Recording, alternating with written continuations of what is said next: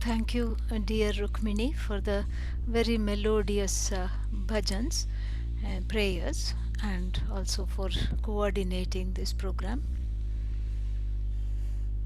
Om Shri Guru Bhyo Namaha Harihi Om Yogastha Kuru Karmani Sangam Tyaktva Dhananjaya Siddhya Siddhyo Samo Bhutva Samatvam Yoga Uchyate. And then that was the 48th verse of the second chapter of the Bhagavad Gita. And then the next one that currently we are studying has to do with the 50th verse. Buddhi yukto jahatiha ubhe sukrita dushkrite tasmad yogaya yujyasva yoga karmasu kaushalam. So, as we have been seeing, two different aspects or components that go in the definition of yoga, karma yoga here. And the first one, just to do a quick recap, the first one has to do with understanding that one does not control anything, and understanding that the creator is not separate from what has been created, and the creation is one with the creator, and the creation being one with the creator, and if there is a sense of separation, anxiety, alienation, sorrow, etc., that is a notion, because the truth is that everything is one, and this notion of separation is due to self-ignorance, which is the antidote for which is self-knowledge. This much we have seen, we saw that.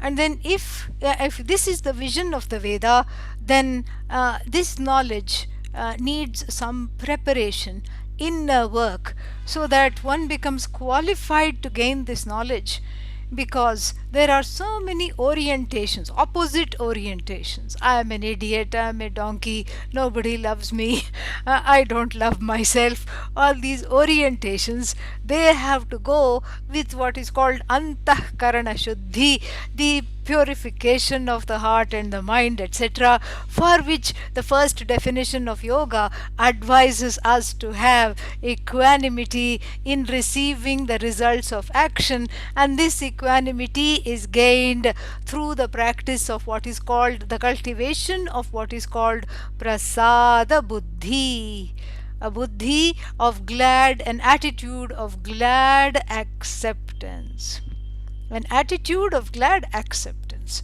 that whatever is coming is non-separate from the Lord, from the Goddess, and it is just there for me. And so this attitude that I have comes out of practice, and this is what is the sadhana. That is why the karma yoga is a sadhana for jnana, atma jnana, self knowledge. And so therefore, so that is what is samatvam yoga uchyate, and in a way it is being aware of Ishvara, being aware of asking Ishvara to be a proxy actor, so that one gives up actorship, doership, receiving the results of action with equanimity and with glad acceptance, because there also in prasada buddhi there is Ishvara, and then in dealing with the disappointments that are left over, there too is the presence of Ishvara, because Ishvara is used as a therapist to overcome the disappointments of not getting what one wants and getting, on the contrary, what one does not want. So that is the first definition of karma yoga, is first definition of yoga that we encounter in the Gita. Equanimity with respect to the result of action is yoga. And in the second instance, we have a slightly different, that definition is honed in, because we are not just dealing with karma. Karma and dharma are flip sides of the same coin. And so wherever there is karma, dharma walks in, because dharma governs how the karma is performed. Is the karma performed without any recourse to the means, because the ends justify the means? And then is the karma performed by riding roughshod over the rights and privileges of others, without any regard for one's own action? And so how are the what is the basis that governs our actions? That is dharma. And again we saw, in detail, how the dharma has got three aspects or components, and which can be visualized in concentric circles. First is the biggest circle, the outermost circle, universal dharma. And then that universal dharma is not static, it is applied to various places and times in certain ways. And so that is specific dharma, vishesha dharma, specific to time, place, etc. And then we have the smallest circle, swadharma. What is my contribution here in terms of work? And that is where we have stopped in the last yesterday's satsang. So moving from there, this swadharma is very precious, because in the knowledge of swadharma alone one grows to let go of the raga dveshas and grow into a person who likes whatever needs to be done. This to be done, an exact translation is kartavya. That which is to be done takes precedence over whether you like to do it or you don't like to do it. This is very, very important, and it is something to be internalized, because that is where the growth is, and that is where the rub is, that is where the difficulty is also lies. So how do I come to terms with doing what needs to be done, especially when I hate it, when I cannot stand it, when I don't like it? And we just took a little plane ride to the 18th chapter, 46th verse of the Bhagavad Gita, which unfolds the trick to coming to terms with one's swadharma. And what is that trick? It says, Swakarmana tam abhyarchya siddhim vindati manavaha. So success is not getting what you want. Success is defined as managing the raga dveshas and managing the preferences and prejudices that control you, so that you don't come under their sway. How is this worshipped? By invoking Ishvara. How? Who is this Ishvara? Yataf pravrittir bhutanam, by which everything was, from which everything has come. The whole creation has come from whom is non-separate from whom. Yena sarvam idam tatam. This universe is non-separate from Ishvara. Ishvara stretches the whole length and breadth of the universe, is blessed by the presence of Ishvara. Ishvara stretches himself in the form of the universe. And then, the universe is nothing but Ishvara. Ishvara is not the universe. This is what we have to see. Ishvara transcends the universe, but the universe is not separate from Ishvara. And knowing this, you invoke and worship this Bhagavan. The Bhagavad Gita enjoins. How should I worship this Bhagavan? Because, if everything is Bhagavan, who am I worshipping? How am I worshipping?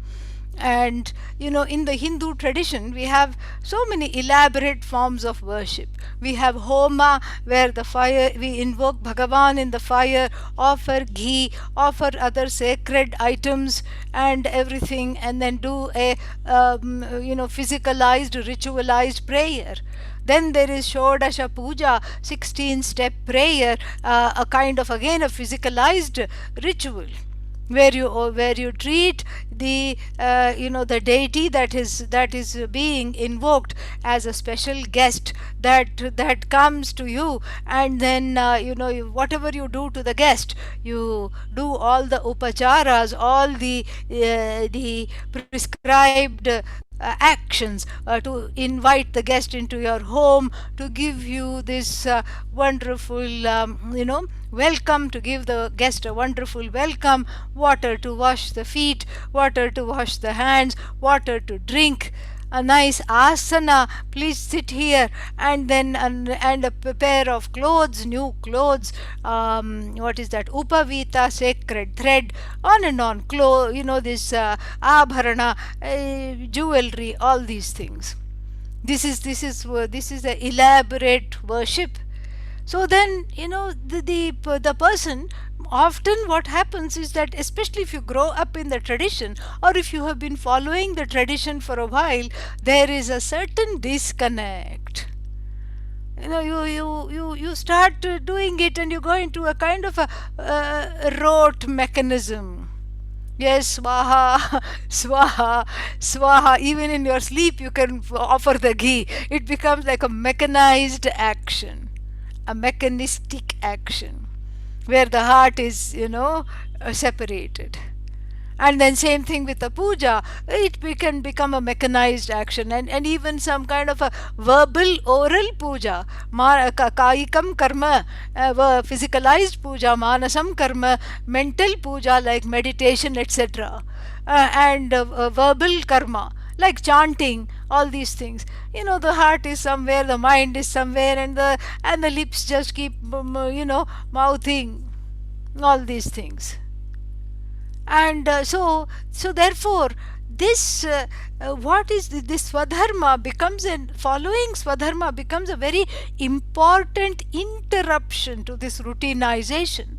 Why? Because Lord Krishna says, in lieu of flowers and homa and incense and all the accoutrements of a very, very elaborate puja, worship me with your work. Let your work, let your duty to the world, to the society, to the ashram, wherever you are, be a flower that lands at my feet. In fact, that will please me, much more than some kind of an elaborate puja that you do where your heart is not in it. And so this has a double effect. It's a win-win situation, because one is present and mindful when one is doing, when one is offering something to the Lord. And so that means what? You have to be there. So my work is worship. My work, everything that I do, every component of what I do is an offering. This is a yoga. This is a very important part of karma yoga. And yoga means a committed lifestyle here, a committed lifestyle that is very much needed, a committed lifestyle in order to gain the knowledge. This is what is yoga. And so here, this yoga here is a very sacred way of transforming any kind of difficult emotions in the heart: resistance, fear, jealousy, pain, anger, resentment. All of them go away, because if my work is puja, there is no space for all that. And you know what else? There is also no space for procrastination. In Nitya Puja, there is a time when you do the puja. You can't suddenly say, I'm going to do yesterday's puja tomorrow. No, it has to happen yesterday. Today's puja is today. Tomorrow's puja has to be done tomorrow. So it has to be done in a timely fashion. So same thing, if laundry becomes worship, if laundry is your swadharma today and it becomes worship, that means it has to be done in a timely fashion. Not that you wait until all that is left is a handkerchief. Every other cloth, piece of item is already there, unwashed. All you have is a handkerchief. Why? To weep into, because you have nothing else to wear unless you do laundry. And then you stuff the machine because you want it to go fast, because you're upset, you're resentful, you don't have the time to do 5 loads, and so you just want to do everything in one load, and of course it clogs, and of course it something happens to the machine, and then you have to call the plumber and the electrician both at the same time. And so you see this, how this just kind of, there is an entropy whenever swadharma is not done or improperly done. This is what the whole thing is. And so therefore the getting closer to the awareness of Ishvara is never away from me. And it's not just like, Ishvara doesn't belong to the puja zone, the satsang zone, the meditation zone, and the bhajan zone. And it's not just when I invoke when I sing some bhajans, then I'm in Ishvara zone, and then after that I come out of Ishvara zone. This is the disconnect that this particular definition of karma yoga is trying to cut through.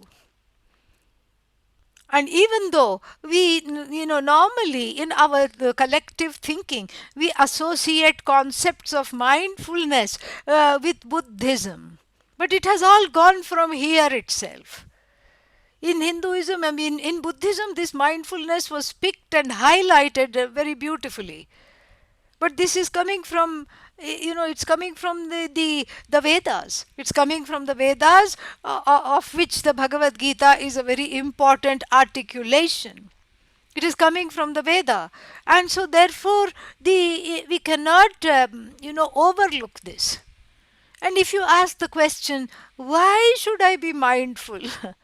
Of what should I be mindful? Why should I be mindful? Because that mindlessness leads to sorrow. And mindlessness leads first to purposelessness, to a disconnect from one's very being. Because you have been given this upadhi, this body, mind, sense complex, in order to express certain things, in order to do something dharmically, in order to help others. You have some talents, you have some limitations, and the point is to reduce the limitations, to grow emotionally, spiritually, and in the process of growing spiritually, you just contribute whatever there is, wherever you find yourself able to contribute. In the 3rd chapter, Bhagavan says that the one who refuses to contribute is a thief, is a taker and a thief. The one who does not play ball in the game of the universe. You have certain talents, you have certain purpose. Your life is not purposeless. And your life is not without meaning. Your life has meaning and purpose. And even if you flub along in the process of discovering it, it's okay. Even if you make mistakes, it's okay. But the point is to connect to this purpose. Because there's nothing worse than feeling useless. That is a recipe for sorrow. Feeling purposeless, feeling that one's life is purposeless, is the recipe for dejection, depression, sorrow. And that sorrow is very simply, look at the psychology of the Bhagavad Gita. It is so beautiful and so relevant to one's personal life. And this is why we are studying the definitions of yoga in the Bhagavad Gita. This is not an academic exercise. This is so that we can live and breathe Vedanta in the day-to-day life. That is why we are studying this. This is not some kind of an academic discussion, like, oh, how many times the word yoga is used. That's nice, that may have its place. But here, it's up close and personal for our personal transformation. And this is why the Swadharma hits home. Because it can convert this mechanized, routinized life into something meaningful, beautiful, where you blossom as a human being. Even when you make mistakes, even if you have to pick yourself up daily. And then there is a direct, in addition, the other benefit of this definition of swadharma, work as worship, is that there is a direct connection to oneself. There is a direct connection to oneself. One is more aware, one is of oneself, one's surroundings, what other people want from me. Is it in the best, highest interest to give it to them, or is it better to just let that be? And how should I grow? How much should I give? Where should I give? What is the best way to not exhaust myself and burn out? All these decisions are not already pre-made. This is something one makes with the help of the free will, which is a blessing from Bhagavan. This is how one grows. And finally, this swadharma, work as worship, what does it do? It does something very, very, very beautiful. It connects you to the Lord. It connects you to Ishvara. There is, and then the prayer of the sadhaka becomes, "Oh Lord, tell me what is it that you want from me every day." And then in the Christian, I have heard in the, there is also a Christian prayer, "Let me be your instrument." And this is exactly what Bhagavan Krishna tells Arjuna in the 11th chapter. Nimitta matram bhava savyasachin. Oh, you ambidextrous Arjuna, who can shoot arrows from the left hand and the right hand with equal kaushalam, with equal expertise. You are not the doer. And the very people that you are afraid to kill, thinking that you will incur some demerit, thinking that you're going to have a hard time, and thinking that you love them, and even though they have wronged, they should not get their dues. Behold, he says, this is my cosmic form. And look at them hanging in between my teeth. I'm not making this up. This is exactly what Duryodhana was doing in the cosmic vision of the Lord. The Lord of the mouth of the Lord was breathing out fire. I was breathing in fire, hoovering up all the daityas, the asuras, these characters, the baddies, the villains of the Mahabharata. They were all being hoovered up. And they tried to save themselves from destruction, but from this hot air, fiery air, by hanging to the teeth of the Lord. As though Lord Krishna had not yet flossed, to the very, very interesting, funny metaphor. And then, Lord Krishna himself said, look at all of them, they are hanging from my teeth. Some of them are hanging from my hair, some of them are just crying, save me, save me. But here it is, you see, here is the situation. And the situation is that I am the one giving them their karma phala. You are just an instrument. What choice do you have when you are an instrument? The sorrow comes from the notion that one is separate. Swadharma puts an end to that separation, because there is a reason why you have this body. It is to be you. It is not to be an imitation of someone else. Otherwise, you would have been born as a clone if you had to imitate somebody else. That's also some kind of a funny karma. You have certain things. You have been given a mind. Your mind is unique. Your senses are unique. The way you think is unique. And your talents are unique to you. And how you express those talents are unique to you. And if we think about it, how much time is gone in trying to wish that one were like somebody else, or one were not like oneself. A huge waste of time, and a sad waste of time. So Swadharma is coming to terms to love whatever one is in the relative sense. Vyavaharika satta, in the relative sense, whatever one is, namaha, it is okay. And even though I cannot right now discover my purpose, I will not stop trying. In fact, I will pray for it to be revealed to me little by little, day by day. This is our prayer. Sometimes, more often than not, the purpose or a series of purposes for which this body has been created, this mind has been created, eludes one because of the because that purpose is hidden from view because of raga and dvesha, the preponderance of all kinds of things I want to do. So there is more of me, me, in the form of prejudices, me, preferences, so many preferences, so many prejudices, so much of me. And if there is so much of me, I'm occupying so much space. Ishvara is constricted to a little corner in the heart. There's no room for Ishvara. Poor Ishvara, what will poor Ishvara do? No room at all. And so, therefore, what do we need to do? We have to make room.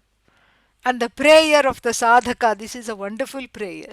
The prayer of the sadhaka should be, O Lord, O Goddess, let there be more of you and less of me in me as me.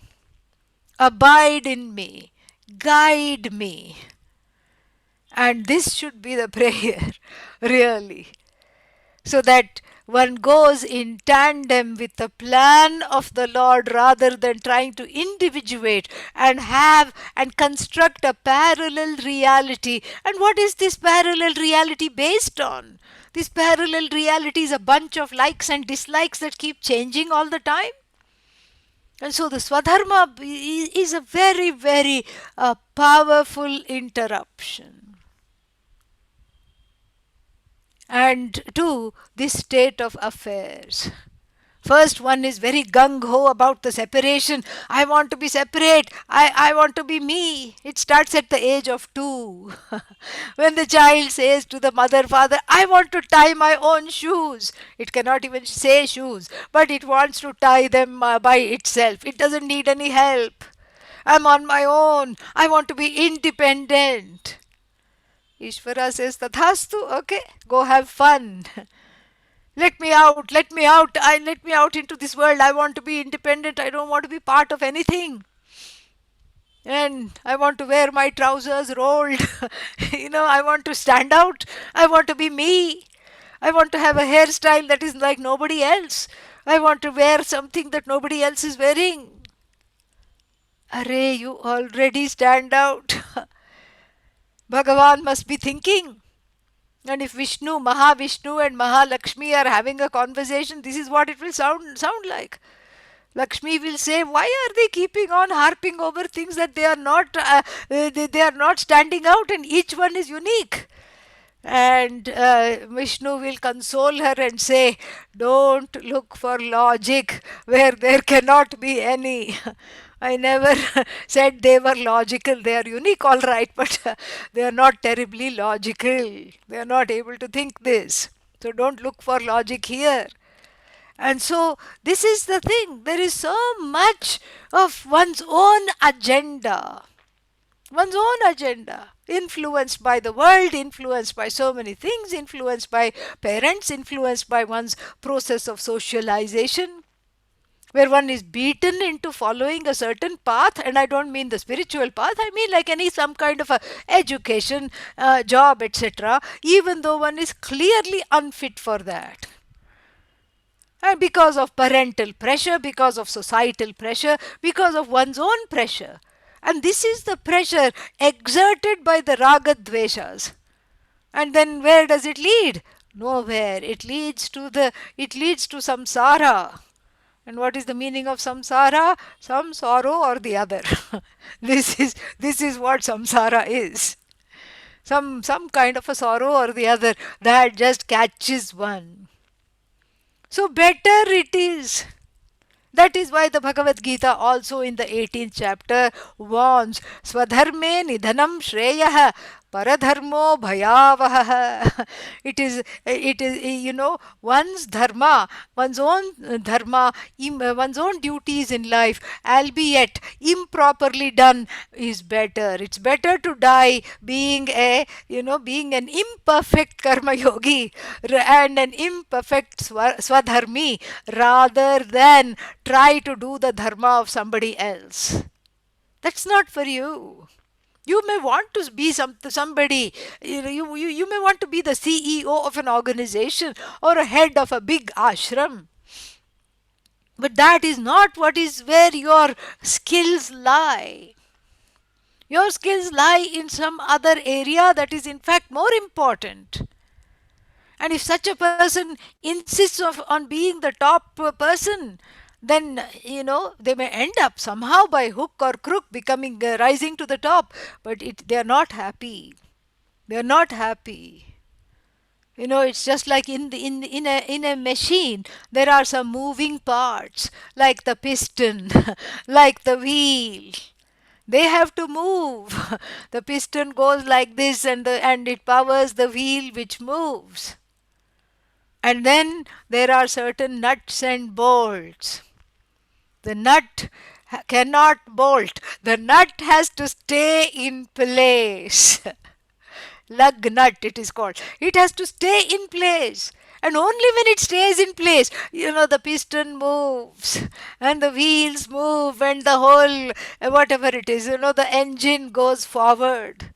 And whatever it produces, it produces. And suppose the nut had a human mind and the nut thought everything is moving, they are all doing important jobs, and I am just sitting in place. My job is to sit tight. I don't want to sit tight. And it tried to go anti-clockwise a little bit. Ooh, I can also move. And then what happened? It loosened itself, came to the end of the lug, and then the nut dropped away. And seeing it was very inspiring for the other nuts. They said, "Oh, this nut moved. I have also been sitting for so long. My father sat like this, my grandfather sat like this, my foremothers sat like this, my ancestors sat like this. What is this? This is so boring.